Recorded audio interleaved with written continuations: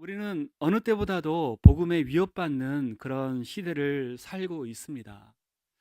제가 아는 선교사님들도 해외에서 어, 고소와 고발을 당하고 또 경찰서에 출석을 하기도 하고 또 어떤 분들은 추방을 당하시기도 했습니다.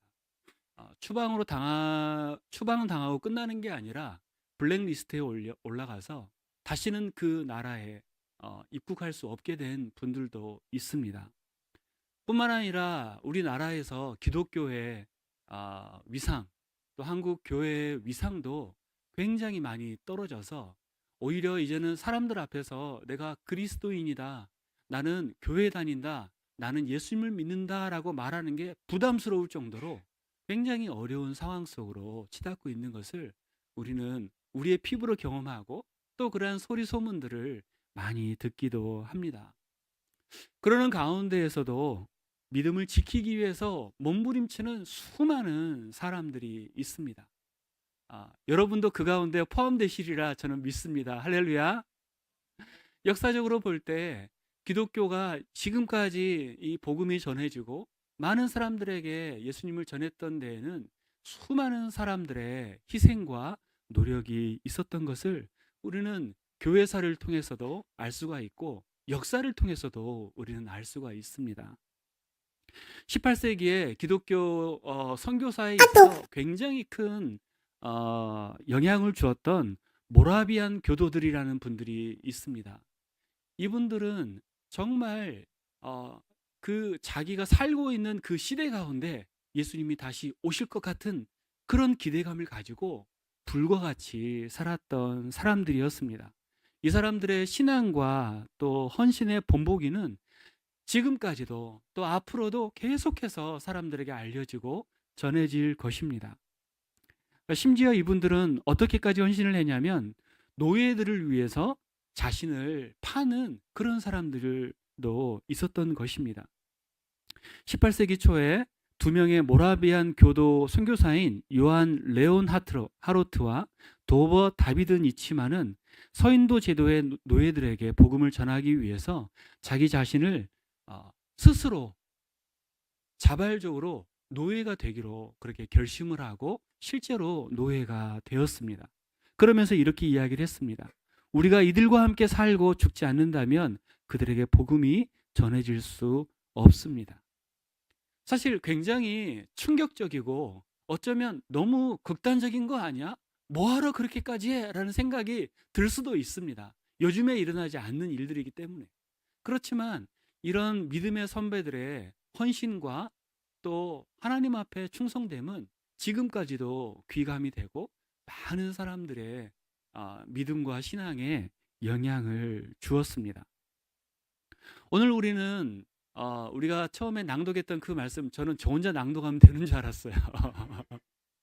함께 읽었던 그런 말씀은 우리가 어떻게 하면 믿음의 선배들처럼 또 예수님이 강조하셨던 것처럼 또 사도 바울이 강조했던 것처럼 복음에 어울리는 삶을 살아갈 수 있을까를 여러분과 함께 고민해 보고 또 이 말씀을 여러분과 함께 나누기를 원합니다. 오늘 말씀은 빌립보서 1장 27절부터 30절까지 말씀입니다. 우리가 잘 아는 것처럼 빌립보서는 사도 바울이 기록을 했습니다. 사도 바울이 열심히 복음을 전하다가 감옥에 갇히게 되었어요. 로마의 한 감옥에 갇혀서 그 가운데에서도 많은 자기가 사랑하는 사람들에게 또 성도들에게 편지를 많이 썼습니다. 그래서 옥중서신이라고, 감옥에서 쓴 편지라고 해서 옥중서신이라고 하는데 그 중에 빌립보서도 그 중에 한 편지가 바로 빌립보서입니다. 그래서 이 감옥에서 쓴 편지치고는 빌립보서의 내용은 기쁨으로 또 감사로 가득 차 있는 것을 봅니다. 여러분, 여러분의 지인 중에 혹은 여러분의 가족이 감옥에 갔다라고 생각을 하면 이건 엄청난 일이지 않습니까? 빌립보 성도들에게도 빌립보 교회는 빌립보 교회를 감옥이겠죠. 빌립보 교회는 바울이 개척을 했습니다. 사도행전 16장에 보면 바울이 두 번째 선교 여행을 가는 중에 마게도냐 사람 하나가 환상 중에 나와서 건너와서 우리를 도와달라라는 그런 환상을 보게 됩니다. 바울은 이 환상이 하나님이 자기에게 주시는 말씀이라고 강하게 믿고 그 길로 배를 타고 빌립보로, 아시아에서 유럽으로 건너가는 일들이 사도행전에 나오고 있습니다. 그 가운데서 옷감을 파는 장사 루디아를 만나서 그 루디아 집에 모여서 함께 기도하고 복음을 전하는 일을 시작했습니다. 그렇게 시작된 교회가 바로 빌립보 교회였습니다. 빌립보 성도들은 신앙생활을 시작한 지 얼마 안 됐지만 바울을 통해서 복음을 전해드렸고 정말 열심히 하나님의 나라를 위해서 살았습니다. 바울이 감옥에 있지만 이 빌립보 성도들에게 편지를 쓸 때 그 내용이 기쁨과 감사로 가득할 정도로 빌립보 성도들은 바울의 정말 마음의 중심에 감사의 제목으로 남아 있습니다. 빌립보 성도들에게 있어서 이 빌립보 성도들의 관점은 어떨까요? 자기들에게 복음을 전해주고 또 자기에게 예수님을 알려주고 어떻게 그리스도인으로 살아갈 수 있을 것인지에 대해서 가르쳐줬던 자신들의 스승이요 또 목회자요 멘토였던 분이 감옥에 갇혀 있어요. 빌립보 성도들의 입장에서는 어떤 마음이었을까요? 굉장히 근심하고 염려가 많았던 그런 상황 가운데 있었습니다. 이것을 너무도 잘 알고 있었기 때문에 바울은 편지를 써서 빌립보 성도들에게 나는 괜찮다, 나는 잘 있다, 나는 주님을 위해서 지금까지 살아왔고 앞으로도 그렇게 살아갈 것이다. 내가 살든지 죽든지 주의 복음을 위해서 살아왔고 그렇게 살아갈 것이다 라고 바울은 그렇게 이야기를 합니다. 그런 배경을 여러분 염두에 두고 말씀을 다시 한번 읽어보겠습니다. 한 절씩 교독하겠습니다. 혹시 화면으로 보여지나요? 네. 오직 너희는 그리스도의 복음에 합당하게 생활하라. 이는 내가 너희에게 가보나 떠나 있으나 너희가 한 마음으로 서서 한 뜻으로 복음의 신앙을 위하여 협력하는 것과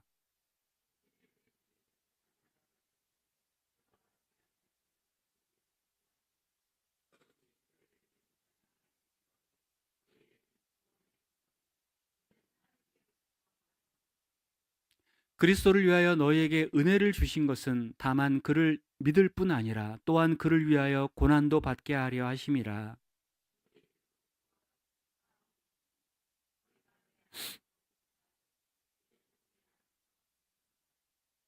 아멘. 네. 오늘 말씀의 27절 초반부에 이렇게 말씀하고 있습니다. 오직 너희는 그리스도의 복음에 합당하게 생활하라. 복음에 합당하게 생활하라. 복음에 합당하게 생활한다라는 것은 어쩌면 이 여기에서만 강조하는 말씀이 아니라 빌립보서 전체의 주제이기도 하고 또 신약 성경의 전체의 주제가 되기도 하고 오늘날을 살아가고 있는 우리 모든 그리스도인들에게 필요한 말씀이고 또 아무리 강조해도 지나치지 않을 만한 그런 말씀입니다. 복음에 합당하게 생활하라. 약간 우리 친구들에게 말씀이 어려울 수 있어요. 합당하게. 다시 말해서 복음에 어울리게 살아가라. 복음을 따라 살아가라. 하나님이 너희에게 주신 그 말씀에 순종하면서 살아가라라고 그렇게 말씀을 하고 있습니다. 그렇다면 복음이 무엇입니까? 여러분에게 있어서의 복음은 무엇입니까? 쉽게 말해서 복음은 기쁜 소식이죠. 여러분 어떨 때 기쁩니까? 겨울방학이 한 달 더 연장된대. 그러면 얼마나 큰 기쁜 소식일까요? 연봉이 20%가 인상이 됐대. 얼마나 큰 별로 여러분 너무 너무 비현실적인 이야기여서 공감을 안 하시는군요. 이처럼 우리에게 기쁜 소식 또 우리에게 즐거움을 안겨다 주는 소식이 바로 복음이라고 할 수가 있겠습니다. 성경에서의 복음을 우리가 이 성경적 관점으로 봤을 때 우리가 복음을 이해를 하려면 먼저 우리에게 복음이 왜 필요했는가를 먼저 생각을 해볼 필요가 있습니다. 여러분, 우리가 창세기, 청소년부 창세기를 가지고 공부를 하고 있는데 지난주에 아담과 하와가 범죄를 했습니다. 이 세상에 죄가 들어오고 나서부터 이제는 하나님이 계획하셨고 예비하셨던 그 아름다움과 그 영원한 행복과 그 즐거움이 산산조각 나버리는 사건이 바로 죄가 세상에 들어온 사건이었습니다. 그 죄 때문에 우리는 하나님의 목적보다는 우리는 나 자신에게 집중하게 되었고, 그 죄 때문에 우리는 계속해서 개인주의, 이기주의적인 그런 삶을 살아가고 있습니다. 우리 개인으로서도 그렇고 기업으로서도 그렇고 한 국가로서도 이제는 자국의 이익만을 위해서 정말 함께 더불어서 잘 사는 사회, 더불어서 잘 살아가는 그런 지구촌을 위해서 살기보다 정말 자국의 이익만을 위해서 살아가기 위해서 전쟁을 일으키고 또 그동안 해왔던 많은 협정들을 또 깨부수고 그렇게 살아가는 모습을, 그런 사회 속에 우리는 지금 살아가고 있습니다. 여러분, 이 죄로 인해서 우리는 더욱더 추악해지고 우리는 더욱더 소망이 없어지게 되었습니다. 여러분, 사회가 발전하고 또 과학이 발전하고 IT와 기술이 발전하면 정말 사회가 살기 좋은 사회로 바뀌어야 되는 거 아니겠습니까? 그것과 동시에 우리의 행복 지수도 같이 높아져야 되지 않겠습니까? 그러나 편리해지고 정말 이 많은 어떤 기술이 발전함과 동시에 우리의 행복의 지수는 어떻습니까? 점점 더 낮아지고 점점 더 마음이 어려워지고 점점 더 정서적으로 불안해지고 있습니다. 저는 CCC라고 하는 단체에서 오랫동안 지금 캠퍼스 선교사로 살아가고 있습니다. 시간이 갈수록 저희가 대학에 들어오는 아이들을 볼 때 어떤 현상이 두드러지는지 아십니까? 계속해서 정서적으로 어렵고 우울하고 상담이 필요한 사람들이 그렇게 많이 들어옵니다. 우리는 간사로서 복음을 전하고 이 아이들을 훈련시켜서 또 파송하고 순장으로 세우고 그리스도의 제자로 세우는 일을 위해서 우리는 부르심을 받았는데, 한 후배 간사가 저한테 그런 이야기를 합니다. 상담사 자격증을 딸 걸 그랬어요. 왜냐하면 멘탈이 나가고 정서적으로 너무 불안한 아이들이 지금 대학에 몰려 들어오고 있습니다. 사회가 발전하고 과학이 발전하고 그러면 우리가 누릴 수 있는 행복도 좀 더 많아져야 되지 않을까요? 그런데 그렇지 않습니다. 왜 그렇습니까? 성경은 그게 바로 죄 때문이라고 그렇습니다. 시간이 갈수록 이건 더 심해질 것입니다. 시간이 갈수록 인간의 그 추악함을 우리는 더 보게 될 것입니다. 성경은 죄로 인해서 우리는 영원한 죽음에 직면했다라고 이야기를 하고 있습니다. 죄와 사망의 권세 아래서 우리는 이 땅에서의, 우리가 시간이 되면 이 땅에서의 생을 마감하지 않습니까? 이 그 이후의 삶에서도 우리에게는 소망이 없다라고 성경에서는 이야기를 하고 있습니다. 그게 바로 이 죄의 결과라는 것입니다. 복음이 무엇입니까? 소망이 없고 가능성이 없고 영원한 어떤 저주 속에 있는 그 우리에게 하나님이 찾아오신 것입니다. 하나님이 찾아오신 것입니다. 할렐루야. 요한복음 3장 16절 말씀을, 성경을 정말 압축한 복음이라고 많은 사람들이 이야기를 합니다. 어떤 말씀입니까? 하나님이 세상을 이처럼 사랑하사. 하나님이 세상을 이처럼 사랑하사. 이처럼이라는 말은 여기서 세상은 누구를 말할까요? 저와 여러분입니다. 하나님이 세상을 이처럼 사랑하사 독생자를 주셨으니 는 멸망하지 않고 영생을 얻게 하려 하심이라 라고 말씀을 하고 있습니다. 우리는 구원받을 만한 좋은 일을 한 적이 없습니다. 구원받을 만큼 그렇게 착한 사람도 아니고 구원받을 만큼 우리에게 조금이라도 의로운 것들이 어, 아무것도 없습니다. 우리는 뿐만 아니라 오히려 하나님을 저주하고 하나님 앞에 적극적으로 반항하고 하나님 없이 살아도 될 만큼 그냥 그렇게 난 잘 살고 잘 살 수 있다라고 그렇게 고집한 그런 교만한 존재들이었습니다. 이 끝은 뭐라고 했죠? 영원한 죽음이었습니다. 그러나 하나님께서 우리를 찾아오시고 예수님을 보내셔서 우리의 모든 죄를 위해서 자신의 하나뿐인 죄 없는 독생자를 십자가에서 죽이시고 우리를 죽음에서 생명으로, 사망에서 생명으로 우리를 옮기셨다라는 게 바로 복음입니다. 할렐루야. 우리는 더 이상 이제 이 세상에 속하지 않고 우리는 더 이상 죄의 노예로 살지 않고 사탄의 자식들로 살지 않고 이제는 하나님의 자녀로 우리는 거룩한 천국의 시민으로 예수 그리스도의 사람으로 우리를 불러주셨습니다. 이것이 바로 복음입니다. 우리의 소속이 바뀌었고 우리의 신분이 바뀌었습니다. 그래서 우리가 세상에 살고 있고 세상에서 직업을 가지고 생활을 하고 있지만 우리는 이 세상에 속한 사람이 아닙니다.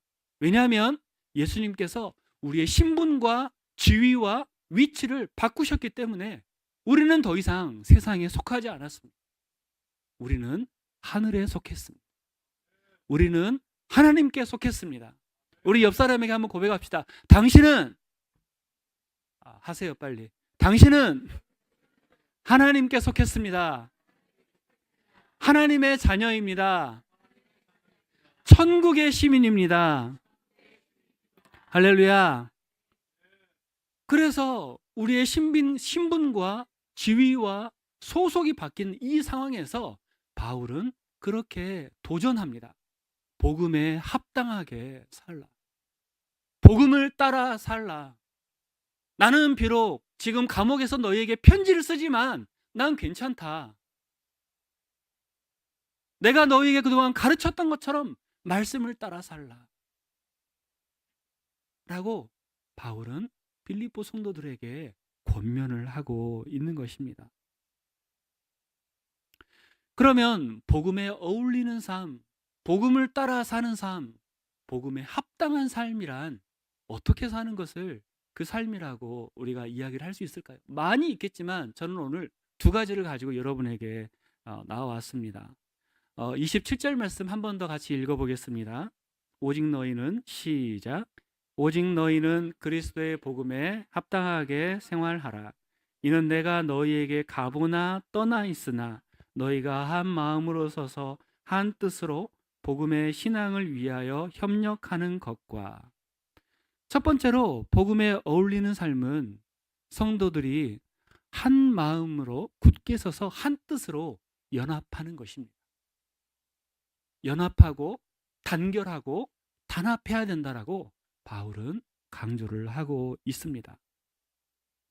빌립보 성도들에게 바울은 말씀드렸던 것처럼 영적인 멘토였고 스승이었고 영적인 아버지였고 또 목회자였습니다. 바울을 굉장히 많이 의존했지만 지금은 바울이 곁에 있습니까? 없습니까? 바울이 곁에 없어요. 그토록 의지했던 바울이 곁에 없어요. 궁금한 게 있으면 달려가서 바울에게 물어보고 또 정말 갈등이 심해지면 가서 중재를 요청하고 또 하나님의 말씀이 아리송하거나 잘 깨닫지 못하겠으면 가서 또 물어보고 할 수 있는 그런 스승이 지금 감옥에 갇혀 있는 것이었습니다. 그러는 성도들에게 바울은 내가 너희와 함께 있으나 함께 있지 않으나 내가 가보나 떠나 있으나 너희는 한 마음으로 서서 한 뜻으로 살아야 된다라고 이야기를 하고 있습니다. 여기서 이제 한 마음으로 서서라고 말씀하고 있는데 이제 우리 한글 성경에는 그냥 한 마음으로 서서라고만 되어 있는데 원어에는 그 서서 앞에 강조하는 표현이 더 있습니다. 굳게 서서, 한 마음으로 굳게 서서라고 그런 표현이 추가되어 있습니다. 이 굳게 서서 stand firm이라는 표현인데 군인들이 그 전쟁에서 한 발짝도 뒤로 물러서지 않기 위해서 정말 그 있는 힘을 다해서 버티고 있는 그런 모습을 가지고 우리는 굳게 서서라고 이야기를 하는 것입니다. 여러분, 바울은 빌립보 성도들에게 너희들은 정말 복음 안에서 굳게 서서 너희가 해야 할 일들을 바르게 감당하라라고 이야기를 하고 있는 것입니다. 여러분, 복음을 따라 삶은 고집이 있어야 합니다. 때로는 고집 불통이 될 필요가 있습니다. 왜냐하면 이 세상에 살아갈 때 우리가 복음대로 살려고 하면 정말 많은 어려움이 생기는 경우가 많이 있습니다. 친구들이 교회 다닌다고 따돌림을 하기도 하고 심지어 대학에서는 교수님이 그렇게 이야기를 합니다. 제가 이제 그 교양 한문, 지금도 잃어버리지 않습니다. 교양 한문 시간이었는데 그 교수님은 굉장히 좋은 일을 많이 하시는 분이었어요. 그 중국에 이제 연변에 있는 그 한인들에게 족보를 찾아주고 또 이 조상들을 좀 찾아주는 그런 좋은 일을 하는 분이었어요. 그런데 이분은 무신론자였어요. 그래서 수업 시간에 계속해서 이제 이 교회는 정말 이상한 단체다. 예수 믿는 사람들은 진짜 이상하다라는 말을 너무 말씀하시길래 제가 도저히 못 참고 교수님 말씀하시는 게 그게 전부는 아닙니다. 그렇게 이야기 딱 한마디 했거든요. 그런데 그 다음 시간부터 막 말씀하시다가 제 눈치를 한 번씩 보시는 거예요. 제 눈치를 보시고 저에게 딱 그러세요. 어이, 예수쟁이. 자네 생각은 어떤가? 그렇게 이야기를 그렇게 하세요. 그러면 저는 제 생각은 그렇지 않습니다. 그렇게 이야기했는데 그 수업이 끝날 때까지 저는 그런 괴롭힘을 당했습니다. 이건 비단 수십 년 전에 저에게 있었던 그런 일화지만 저뿐만이 아니라 여러분도 아마 그런 경험이 있을 것입니다. 예수를 믿는 것 때문에 승진이 승진이 뭐라고 해야 되죠? 승진이 안 된 그런 경우도 있었습니다. 예수님 때문에 직장을 그만둬야 되는 경우도 있었습니다. 그런 사회 속에 오히려 그 복음을 수용하거나 예수님을 수용하거나 또 성경에서 말씀하고 있는 그 진리의 말씀을 수용하는 그런 세상 속에 우리가 살고 있는 게 아닙니다. 오히려 강하게 거부하고 오히려 비성경적인 것이 진리인 것입니다. 그렇게 살아가고 있습니다. 포스트 모더니즘의 그런 특징 아니겠습니까? 진리란 없다. 네가 생각하는 게 진리고 네가 주장하는 게 진리일 수도 있다라고 그렇게 이야기하는 세상 속에 살아갈 때 더더욱 복음을 위해서 사는 삶이 쉽지 않은 것들을 우리는 알 수가 있습니다. 그러므로 어떻게 해야 될까요? 한 마음, 한 뜻으로 우리가 힘을 모아야 합니다. 우리가 교회에 나와서 우리가 설교 말씀을 들으러 나오고 예배를 드리러 나오는 것도 있습니다. 그러나 또 교회의 기능 중에 하나는 믿는 사람들끼리 서로 교제하면서 서로 위로하고 서로 격려하고 서로 기도해주고 서로 정말 그리스도의 사랑을 실천하기 위해서 우리가 함께 모이는 것입니다. 그래서 성경에서 모이기를 힘쓰라라고 이야기를 하는 것입니다. 아니면 그냥 집에서 유튜브로 예배 드리면 되죠. 그러나 그게 다가 아닙니다.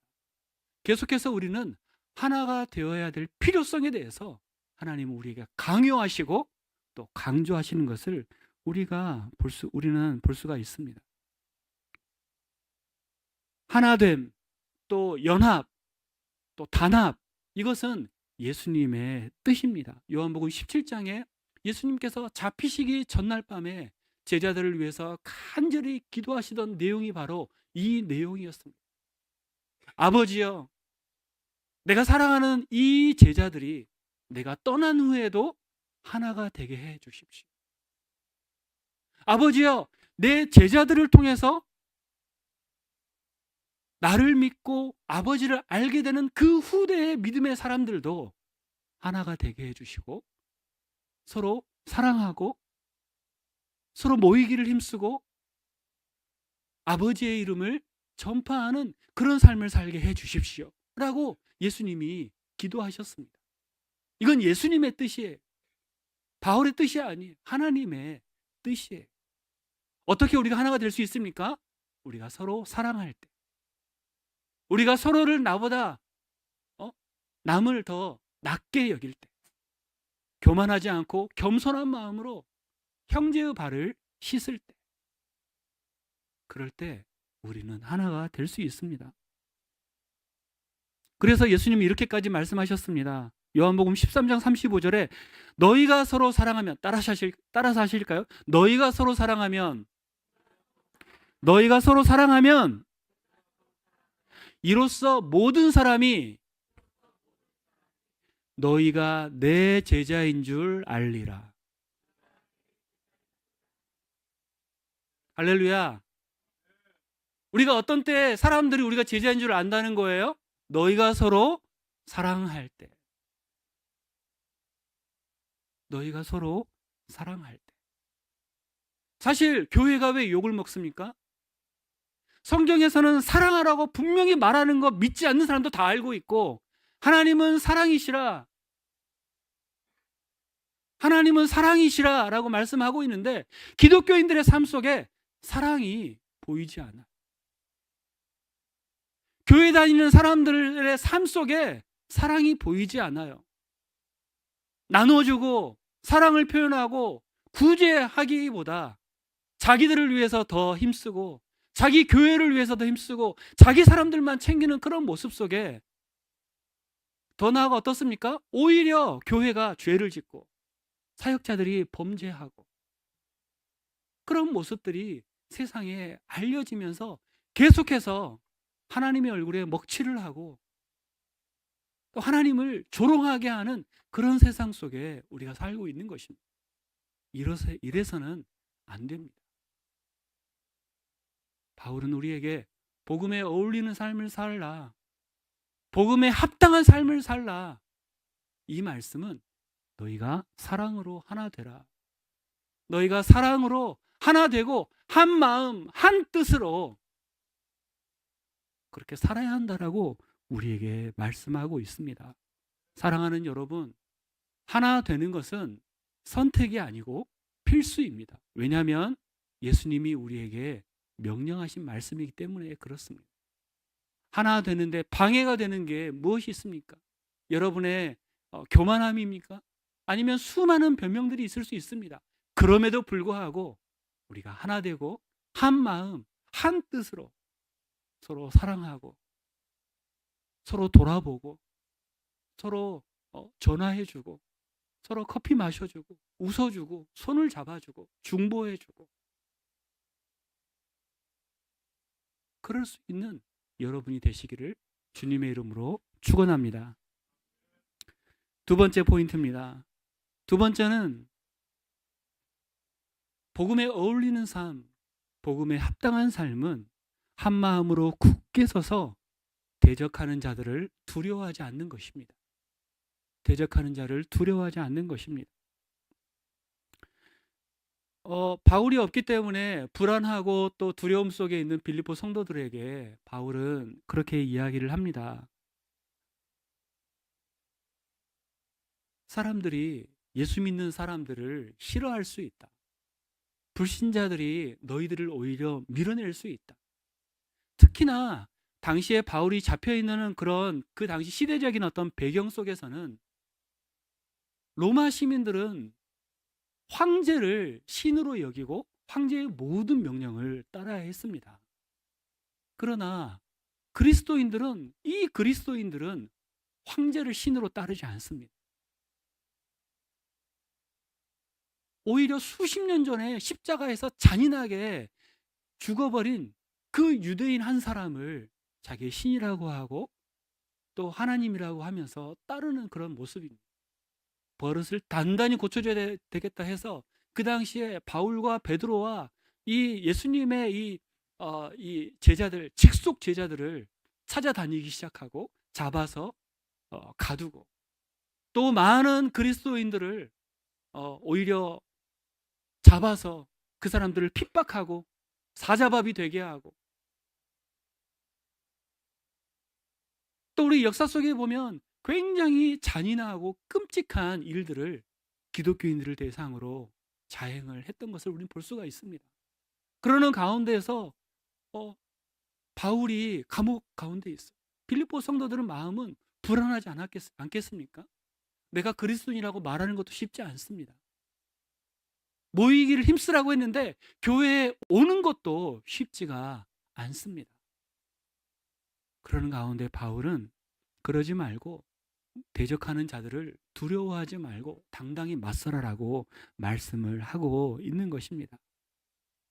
우리에게도 비슷한 싸움이 있습니다. 왜냐하면 우리는 어디에 속한 사람이기 때문에 그렇습니까? 우리는 이 세상에 속하지 않고 하나님께 속한 사람이기 때문에 그렇습니다. 예수님은 세상에 속한 분이 아니었기 때문에 미움을 당하셨습니다. 예수님의 제자들은 왜 미움을 당했습니까? 똑같습니다. 예수님께 속하고 세상에 속하지 않았기 때문에 그렇습니다. 그러면 저와 여러분은 왜 예수 믿는 것 때문에 미움을 당합니까? 왜 우리를 대적합니까? 똑같습니다. 우리는 세상에 속하지 않고 하나님께 속해 있기 때문에 그렇습니다. 그 대적하는 자들을 향해서 당당히 맞서라라고 그렇게 말씀을 하고 있습니다. 할렐루야. 마태복음 5장 산상수훈이라고 하죠. 의를 위하여 박해를 받는 자는 복이 있나니 천국이 그들의 것임이라. 나로 말미암아 너희를 욕하고 박해하고 거짓으로 너희를 거슬러 모든 악한 말을 할 때에는 너희에게 복이 있나니 기뻐하고 즐거워하라. 하늘에서 너희의 상이 클미라. 너희 전에 있던 선지자들도 이같이 박해하였느니라. 내 형제들아, 야고보서 1장 2절 말씀. 너희가 여러 가지 시험을 당하거든 온전히 기쁘게 여기라. 이 말씀이 저와 여러분에게도 해당되는 말씀인 줄 믿으시기 바랍니다. 명절만 되면 이것 때문에 정말 가정 안에 분란이 생기고 내적 갈등이 생기는 분들이 많이 있으리라 믿습니다. 저도 그 중에 한 사람입니다. 아버지 형제가 8남매세요. 아버지 형제가 8남매시고 5남 3녀 있었어요. 그런데 그 중에 이제 제가 보니까 가장 먼저 신앙생활을 시작하게 됐더라고요. 하나님의 은혜로. 금요기도회 때 말씀드렸는데 뭐 때문에? 친구가 선물 준다고 해서 선물 3번만 나오면 줄게. 근데 그 선물이 뭐였는지 아십니까? 별로 갖고 싶지 않았을 것 같은데 선물이 뭐였냐면 성경책이었습니다. 근데 그 성경책도 이렇게 세로로 된 이 성경책이었어요. 그렇게 나이가 먹진 않았는데 세로 성경이고 심지어 가죽으로 되어 있는 지퍼가 달린 검정색 성경책이었습니다. 여러분 별로 갖고 싶지 않은 표정이신데 왜 그게 갖고 싶었는지 모르겠어요. 그런데 저는 하나님의 은혜라고 믿습니다. 그런데 명절만 되면 이제 성묘를 가야 돼요. 저희 아버지가 장남이셨고 성묘를 하려면 그 마을 뒤에 있는 산을 하나를 다 다니면서 한 10개 이상 되는 묘를 다니면서 거기에서 이렇게 성묘를 하고 절을 2번씩 하고 또 우리 자자손손 복을 주십시오라고 그렇게 비는 그런 의식이 저희 가정 가운데 있었어요. 그런데 이제 신앙생활을 믿음이 온전히 들지도 않은 상황에서 저희 교회 선생님께서 저한테 그런 말씀하셨어요. 성민아, 명절이지? 명절 때 성묘하면 절대 안 돼. 저한테 그렇게 이야기를 한 거예요. 절대 안 돼 그러는데 저희가 성묘를 하면 저희 이제 작은 아버지 형제가 이제 보통 남자들만 가거든요. 남자들만 가면 저희 아버지가 장남이시니까 아버지부터 5분의 이제 작은 아버지까지 쭉 서고 그 다음에 제가 이제 남자 중에서는 가장 맞이에요. 제가 서고 제 옆으로 또 이제 동생들이 쭉 김성으로 시작하는 한 10명 정도 되는 동생들이 쫙 서요. 자, 그러면 제 마음속에 어땠을까요? 저를 해 말어. 그랬을 때 이제 저희 아버지가 이제 구호를 외칩니다. 자, 차렷! 절! 그럽니다. 그러면 같이 절을 딱 하는데 그 순간 저는 이렇게 서 있는 거예요. 한 14명이 순식간에 바짝 엎드리는데 저 혼자 이렇게 있어요. 그러면은 작은 아버지가 옆에서 절을 하다가 저를 이렇게 보시면서 뭐 하냐 너? 뭐 해? 그렇게 이야기를 해요. 그런데 그 순간에 마침 어머님이 저희를 원래 이제 성명할 때는 여자분들은 같이 안 오시거든요. 근데 어머니가 따라오셔서 거기에서 저희 어머니도 교회 안 다니셨는데 저희 거기에서 작은 아버지들한테 성민이는 이제 교회를 다니기로 해서 이제는 절하는 대신에 기도하기로 했답니다. 그렇게 이야기를 한 거예요. 그래서 그때부터 면제. 그때부터 절 안 해요. 그 당시에는 복음에 합당하게 생활하는 삶이 절을 안 하는 거다. 그렇게까지 생각은 못 했어요. 그냥 교회 선생님이 절하지 마라. 이야기를 했어요. 나중에 한참 지난 후에 이 절을 하는 것이 무슨 의미인가 그걸 알게 됐죠. 술 마시지 마라. 담배 피지 마라. 욕하지 마라. 이게 왜 복음에 합당한 복음대로 살아가는 삶과 무슨 연관이 있습니까? 구약 성경 같은 경우는 10계명을 주셔가지고 도둑질을 하지 말라, 간음하지 말라, 죄를 짓지 말라라고 조목조목 말씀을 하시기 때문에 뭔가 좀 이렇게 확 와 닿아요. 그런데 신약 성경에 우리에게 주신 복음은 그것을 초월하는 복음입니다. 수백 가지 하면 안 되라는 그런 항목을 우리에게 주신 것이 아니라 네가 가지고 있는 믿음 안에서 네 안에 계신 성령의 조명하심을 통해서 네가 속한 신앙의 공동체에서 네가 배운 바 말씀을 따라 살고 하나님 보시기에 하나님이 기뻐하시는 삶을 살기 위해서 노력해라. 그 기준이 약간씩 다를 수 있어요. 그 기준이 어떤 사람에게는 예배에 지각하지 않는 것일 수 있어요. 어떤 사람에게는 주일 헌금을 잘 준비해서 오는 것일 수 있어요. 어떤 사람에게는 술을 안 마시는 것일 수 있어요. 어떤 사람에게는 담배를 끊고 욕하지 않는 것일 수 있어요. 어떤 사람에게는 클럽에 가지 않는 것일 수 있어요. 우리에게 주시는 이런 믿음과 또 하나님이 허락하신 어떤 성령의 인도하심과 조명하심 가운데 여러분에게 말씀하고 있는 것, 그것에 순종하는 여러분이 되시기를 바랍니다. 할렐루야. 어떻든 간에 우리에게 분명하게 우리에게는 우리를 싫어하고 우리를 미워하고 대놓고 미워하지는 않지만 약간 좀 비아냥거리는, 약간 이런 말씀을 써도 되는지 모르겠지만 약간 좀 돌려까는 그런 사회 속에, 그런 학교 속에, 그런 세상 속에 우리가 살아가고 있습니다. 그것을 성경은 너희가 예수님의 이름 때문에 고난을 당하고 있다라고 말씀을 하고 있는 것입니다. 사랑하는 여러분, 그 앞에 당당히 그 고난을 맞이하는 여러분이 되시기를 바랍니다. 결코 쉽지 않습니다. 내 믿음을 드러내는 것. 그러나 이제 좀 지혜롭게 드러내야 되겠죠. 그렇죠? 그 속에서 여러분 정말 주님의 말씀을 생각하면서 승리하시기를 바랍니다. 혹시 그리스도인이라는 이유로 어려움을 당하고 계십니까? 혹시 앞으로 그런 어려움이 예상되십니까? 그렇다면 이것은 무슨 증거일까요? 우리 옆 사람에게 한번 이야기합시다. 제대로 살고 있습니다. 제대로 살고 있습니다. 별로 동의하지 않으신 것 같은데요. 바울은 이 고난까지도 은혜를 입은 자에게 특권이라고 그렇게 말씀을 하고 있습니다. 29절과 30절 말씀 같이 한번 읽겠습니다. 시작. 그리스도를 위하여 너희에게 은혜를 주신 것은 다만 그를 믿을 뿐 아니라 또한 그를 위하여 고난도 받게 하려 하심이라. 너희에게도 그와 같은 싸움이 있으니 너희가 내 안에서 본 바요. 아멘. 바울은 이렇게 말씀을 마무리를 합니다. 너희가 은혜를 인하여서 그리스도를 믿게 되는 그런 은혜를 입었습니다. 우리가 믿게 된 것 하나님의 은혜 아니겠습니까? 그렇죠? 우리가 믿게 된 것 하나님의 은혜입니다.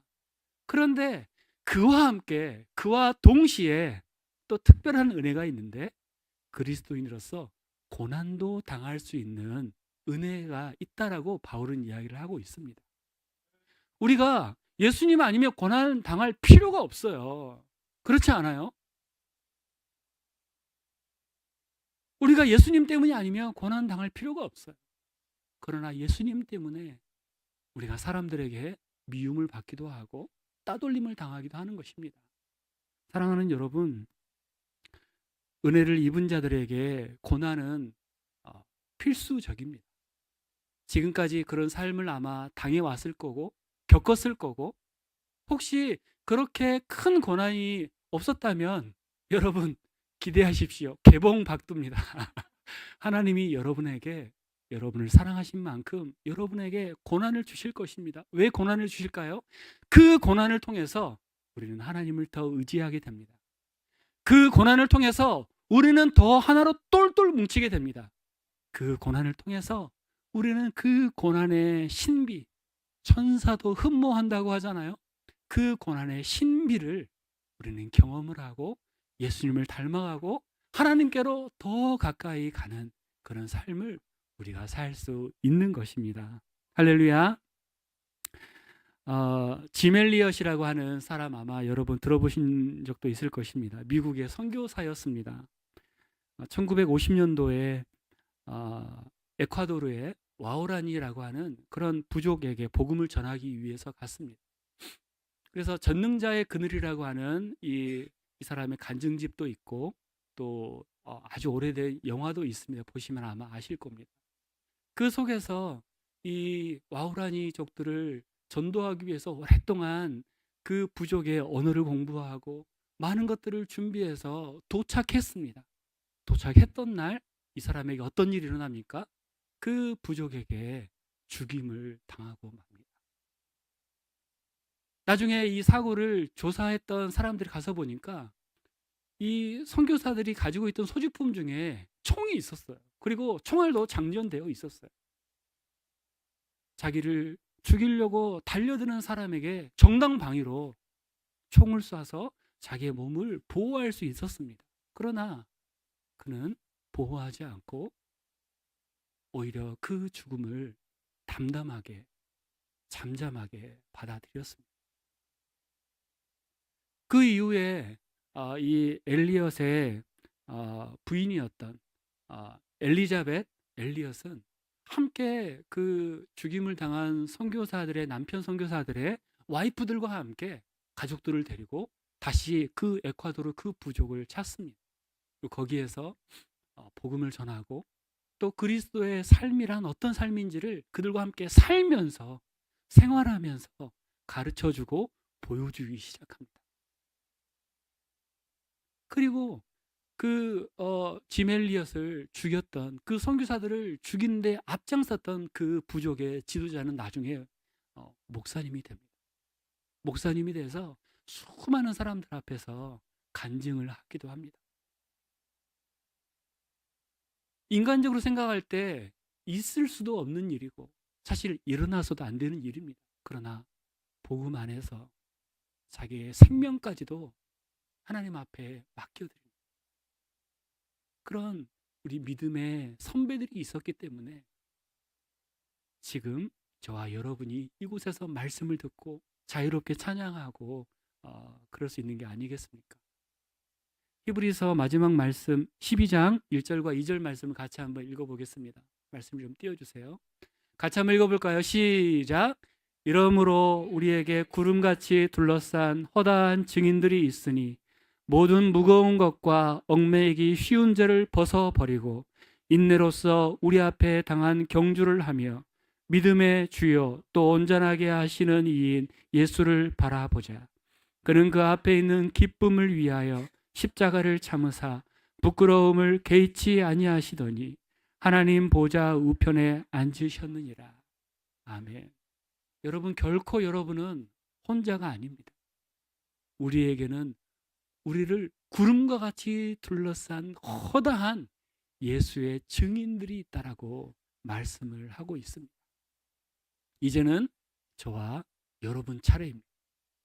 우리가 또 어려움을 당하는 믿음이 연약한 정말 신앙이 연약한 그 사람들 앞에 믿음의 증인으로, 믿음의 선배들의 그 믿음을 따라서 그 사람들에게 우리의 삶을 통해서 우리가 보여줄 수 있는 그런 저와 여러분이 되시기를 주님의 이름으로 축원합니다. 그래서 여러분의 삶을 통해서 하나님이 영광 받으시고, 여러분의 삶을 통해서 세상이 여러분이 예수님의 사람이고 예수님의 제자임을 알게 하는 그런 놀라운 역사가 일어나게 되기를 주님의 이름으로 축원합니다. 할렐루야. 설 명절 주간입니다. 이 명절 주간 거룩하게, 복음에 합당하게 예수님의 사람답게 보내시기를 주님의 이름으로 축원합니다. 하나님 아버지, 감사합니다. 복음에 어울리는 삶, 복음에 합당하는 삶 살아갈 수 있도록 인도하여 주시옵소서. 하나님 아버지, 젊었을 때부터 우리를 불러주시고 이 시간에 하나님을 예배할 수 있도록 인도하심을 감사합니다. 하나님, 우리의 삶을 드리고 우리의 시간을 드리고 우리의 재능을 드리며 또 하나님, 우리의 예물을 하나님 앞에 드립니다.